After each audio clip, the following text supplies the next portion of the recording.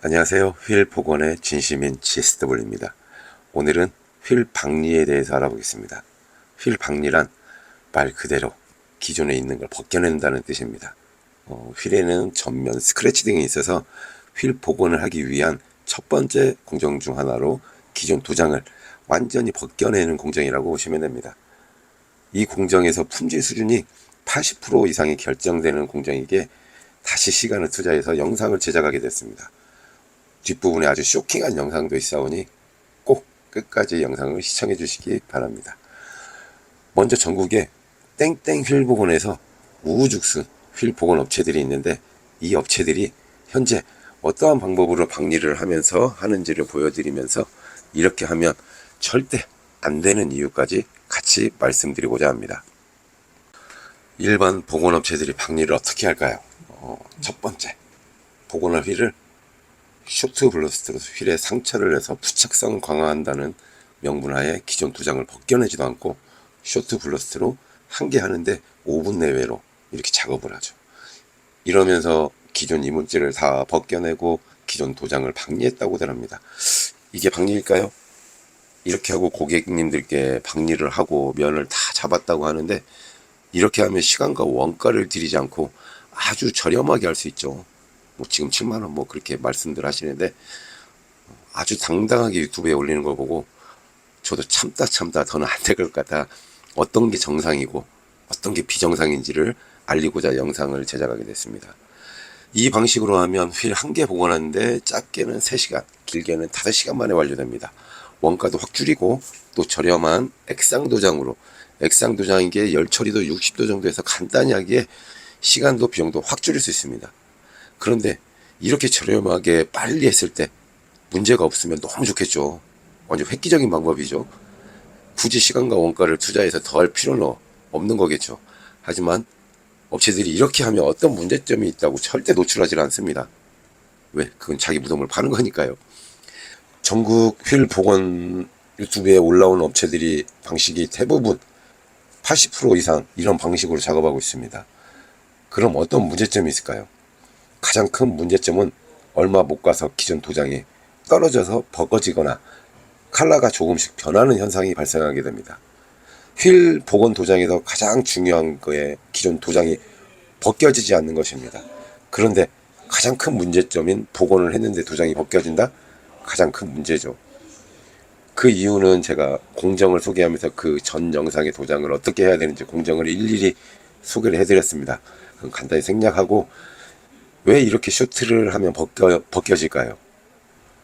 분명 휠은 주행 중 고온이 됩니다. 그래서 휠 도료는 그 성질이 맞게 처음 생산 시 이 악조건을 견딜 수 있는 도료가 같이 개발됩니다. 하지만 이 도료를 사용하려면 정석에 맞게 도료끼리 부착성이 확보되는 걸 사용해야 되는데, 처음부터 성질이 맞지 않는 도료를 사용합니다. 예를 들어 소재 위에 하도 분체를 뿌리고, 하도 분체 위에 중도 도료를 뿌리고, 중도 도료 위에 상도 클리어, 이런 식으로 각각 맞게 공정에 맞게 도료를 도포해야 됩니다. 하지만 박리도 하지 않고 기존 도장 위에 하도 도료를 도포하고 하도 도료 위에 전용 도료가 아닌 걸 사용을 하고, 이러니 무슨 부착성이 나오겠어요.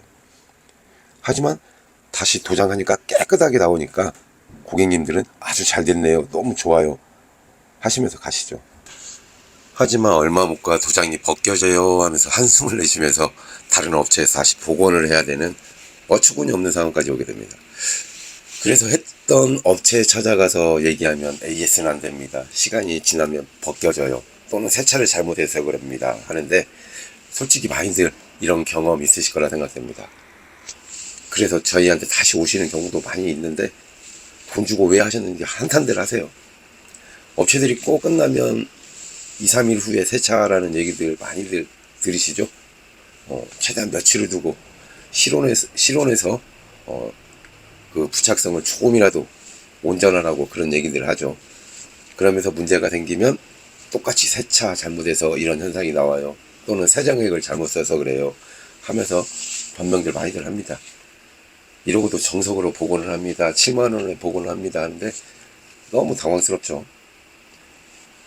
다음은 두 번째로 산소로 기존 도장을 벗겨내는 방법입니다. 이 방법은 정말 해서는 안 되는 방식입니다. 그래도 뭔가 하면 안 되지만 그래도 뭔가 도장을 잘해보려고 하는 업체들이 시간과 돈을 투자해서 하는 방식입니다. 왜냐? 산소로 기존 도장을 벗기려면 시간과 돈이 그만큼 투자되고 박리를 해서 도장하기에 그나마 도장의 부착성, 벗겨지지 않는 부착성은 확보하게 됩니다. 하지만 정말 강구하고 있는 게 있죠. 이 방법을 정말 해서는 안 되는데 휠에 대한 전문 지식이 없기에 그냥 마구 지저대죠. 전에 올렸던 영상을 보시면 휠의 내구성 및 강성 등의 치명적인 결함이 생기게 된다고 자세히 설명드렸습니다.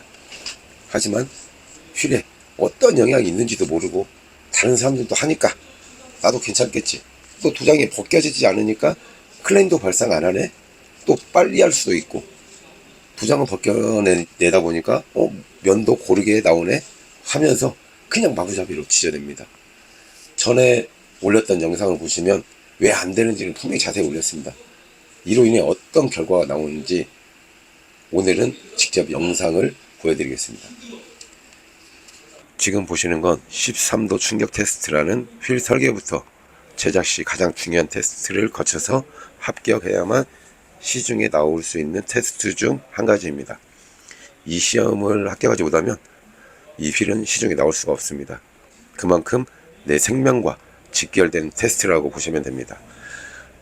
전에 영상에서 산소로 기존 도장을 벗긴 휠로 이 13도 테스트를 진행하는데 규정 스펙으로 테스트를 진행한 결과를 보시겠습니다. 이렇게 보시면 스포크에 모두 크랙이 가는 걸 보실 수 있습니다. 이건 정말 중요한 결과값입니다. 지금까지 어떤 업체에서도 내가 이렇게 작업했을 때 어떤 문제가 발생될까 하고 시험을 한 번도 해보지 않았기에 저희가 직접 의뢰해서 나온 결과입니다. 정말 충격적인 결과값입니다. 그런데 현재에도 많은 업체들이 어떻게 되든 그냥 깨끗하고 벗겨지지 않으면 된다는 아주 비정상적인 생각으로 그냥 마구잡이 산소로 빨리 태우기 위해 엄청난 고온으로 지저대고 있죠. 그러면서 이 또한 7만원에 깨끗하게 복원해드립니다 하고 있습니다. 많이들 하고 있지만 내 차가 지금까지 괜찮은데 나는 뉴스에서 이런 거 못 봤는데 하시는 경우도 있습니다.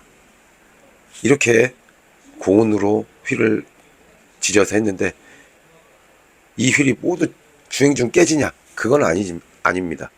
100대 중 또는 1000대 중 한 개가 깨질까 말까 하겠죠.